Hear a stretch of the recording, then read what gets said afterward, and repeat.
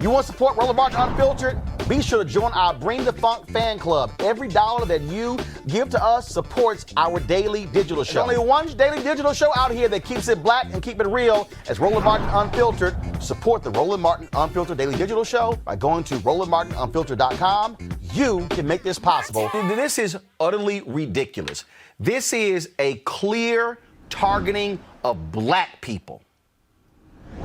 That's absolutely correct. It was astounding that someone who would even be able to curve their mouth to say, let's certify this election, excluding the votes in the city of Detroit. Let me just say this. Under Michigan election law, an out-of-balance precinct is not reason enough not to certify an election. Our job is to certify what isn't. If we find some precincts that are out of balance, we're able to put them in a report and along with the certification. It was just amazing to hear the public during the public comment portion of the meeting, basically educate my fellow board members on the importance of voting and the impact of what they were doing. I clearly did not expect when we started the meeting that these board members would cave into the pressures that I know that they have been dealing with over the past week. You had lawsuits after lawsuits filed every morning in the city of Detroit since the election because Donald J. Trump cannot accept the fact that the people of America has put his reign of terror to an end. The thing here, again, the brazen attempt, Reverend Anthony, to discredit black voters. This is not just in Detroit. Donald Trump and his minions and Rudy Giuliani and all his thugs and their imps talking about voter fraud in Philadelphia. What does that mean? Black people. Today, the Trump folks, they filed a partial recount in Wisconsin. One, they can't afford to pay for the full recount. It will cost $9 to $10 million. So now they want to do a partial recount. Where? Milwaukee and Dane County, where 75% of all black people in Wisconsin lived. This is a direct attack on blackness by Republicans. I couldn't agree with you more, Roland. It is a nefarious, treacherous, corrupt assault on the African-American vote. When you look at where they are trying to purge and squeeze the vote out, it is in black cities. You named them: Philadelphia, Milwaukee, Detroit, Atlanta. All of these are areas where black people have flourished and are casting their ballots to vote. An interesting thing about this is that they're not saying stop the vote, discredit the vote, where they are winning and have won. They're saying where they have not won and are losing. It is a solution in search of a problem. It is the worst example of gangsterism. And that's what I called it. It's a gangster move. It's a thug move. Donald Trump makes Al Capone look like a choir boy. When you look at the kind of strategic alliances that they have built, if we were in another country, Roland, we would call this a political coup. That's what it would be. You have the top military people being discharged. You have the head of the elections cyber security commission being fired. You have the head of the national security team being fired. You have the head of the post office slowing down the mailing system. You have long lines of 13 hours in black precincts around the country being extended. You have gerrymandering going on in black communities. You have a president who is refusing to acknowledge the oncoming administration and saying, I will not leave unless I'm declared the winner.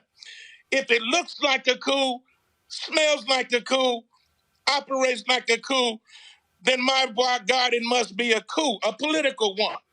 And the reality is that black folk have fought too long, suffered too much to be turned back now. What we saw in Wayne County last night, and I want to thank Jonathan and his colleagues for standing strong. What we saw was the onslaught of the people who said, hell no, this won't go. The people stood up and articulated their concern. They did not charge the folk outside of Detroit who had more issues than the city of Detroit with needing a recount or needing an audit. They only wanted to deal with the city of Detroit. If that's not blatant racism, if that's not a nefarious attempt to disenfranchise a segment of the population, I don't know what is. One of the members of the team of canvassers has on his Facebook page, William Hartman, pictures of former President Barack Obama. He is portrayed as a thief, as a Muslim, and nothing is wrong with being Muslim. He is being portrayed as a pirate in a very dehumanizing and disrespectful manner. So if that's the way the guy thinks privately, you know what he's going to be doing publicly when it comes to giving and accounting the vote. But let me say this. No matter what they do or how they try to cheat or negate or reduce the vote, on January the 20th, 2021, at around 12 o'clock noon, a man is going to take his left hand and put it on the Bible and take his right hand and put it in the air. And his name is Joseph R. Biden.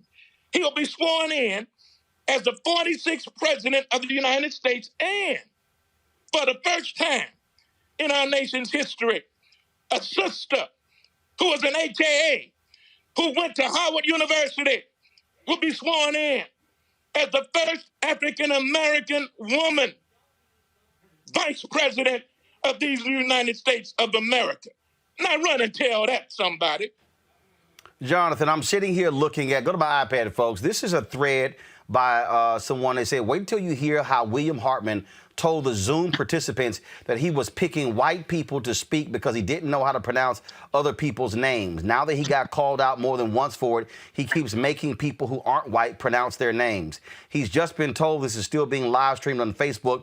Now he's being told off for lowering people's hands on Zoom instead of letting them speak. And Monica left and isn't even listening to them more. They've muted themselves. I mean, these people, Jonathan, have just no regard for the voters. They have complete disregard for black people, and for Monica to actually say, "Oh yeah, we'll certify it as long as we can keep Detroit out." What? There's something ambiguous about that comment. That is an absolute racist comment from the head of the Board of Canvassers. For the people out there, are these appointed positions? Are they elected positions? These are appointed positions. We're nominated by our respective parties to the Wayne County Commission, and the commission appoint us only from the names that are submitted from the party. These individuals, it just, like I said, it was astounding to see them in action. But you got to understand, and you know this as a black man, that white folks don't understand the journey that we have taken in this country to be able to obtain the right to vote. And so I had to call her away from the meeting to basically explain to her what you did. We got to correct this. We have to correct this. It is our duty to not put out into the public, put out into the world that we in this county and this board are comfortable with just have a total disregard for 800 and some odd thousand votes. I mean, it made no sense for them to have voted initially to not certify this election. But let me tell you this: the people stood up. The people showed, brought shame on the actions of the board. And from what I understand, they are continuing even unto this day, contacting these board members, showing their outrage. No. Let me just tell you, they are still going to have to respond to a number of stakeholders in our community. So yes, the action was corrected on yesterday. Yes, I got to recognize them for even listening to the comments and changing that vote. Because I'm gonna tell you something. It would have been a horrible page in history for us to go on record as to have a total disregard and disenfranchisement of 800 and some odd thousand votes. But more specifically, we know Donald Trump is targeting Black communities, but more especially Black Detroit. That was what that was about. But Roland, that is why it is so important for us to stay in the case. This is not over until the 23rd of this month, next week, when it is certified by the full state. That's why people must remain vigilant. That's why we got to stay on the case. That's why it has to be monitored. You mentioned the name calling. Wendell Anthony is a very simple name for people to call and pronounce. Ain't nothing difficult about that. No. My mama made it real simple. And you can see me very clearly. I know I'm a dark chocolate, but you can just sit under a light.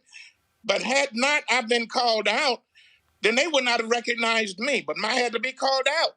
Wendell Anthony is on the line. He has to speak. And I was determined to speak, as well as many other people. So I'm simply saying it shows the power of the people. It showed the power of those who are determined to stand up in the likes of a Fannie Lou and a John Lewis, who said that the vote is the most precious thing that we have as a nonviolent weapon. It's almost sacred. It says that we did not come this far for history to be turned back. It says that we must continue not only to stand in line, but to be in line, to make sure that once we exercise the franchise, we must guard it and monitor it. That's why the Voting Rights Act has to be fully implemented. That's why we need a new administration. That's why the voting and the necessity for programs such as yours to get out the information to the people is critical for such a time as this. We ain't going back. I say it all the time. I ain't going back to the plantation. I've come off. I ain't going back. Before I'd be a slave again, I'd be dead and be buried in my grave and go on home to my God and be free. I ain't ready to go home yet. So therefore, I'm going to keep fighting the good fight. And I encourage everybody else to do the same thing. Well, we certainly think that y'all on the front lines. Jonathan, certainly let us know if there are going to be people moving against these two, trying to get them removed from this board of canvassers because their actions here are certainly despicable and they need to be replaced. And the Republicans in Wayne County definitely should be put on blast and called out for standing with these two at all times. We appreciate it. Thanks a lot. Thank you. Folks, back to our Roland Martin Unfiltered video in just one.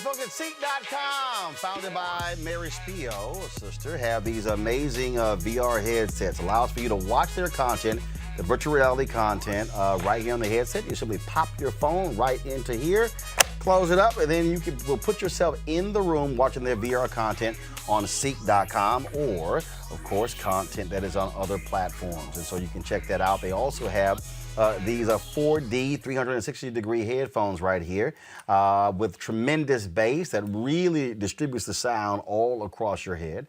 It's great. You can attach a headset to it, so you can actually use it for gaming and playing with free hands. There's Bluetooth as well. So all of these, get one of these items, or you can subscribe to the content at Seek.com by going to Seek.com using this promo code. It's RMVIP2020, RMVIP2020. These, of course, could be some great headphones coming up for birthdays, Christmas, you name it. And so if you want to do that, just go use the promo code right here, RMVIP2020, RMVIP2020, by going to Seek.com. And we certainly appreciate them being a partner here with Roland Martin Unfiltered.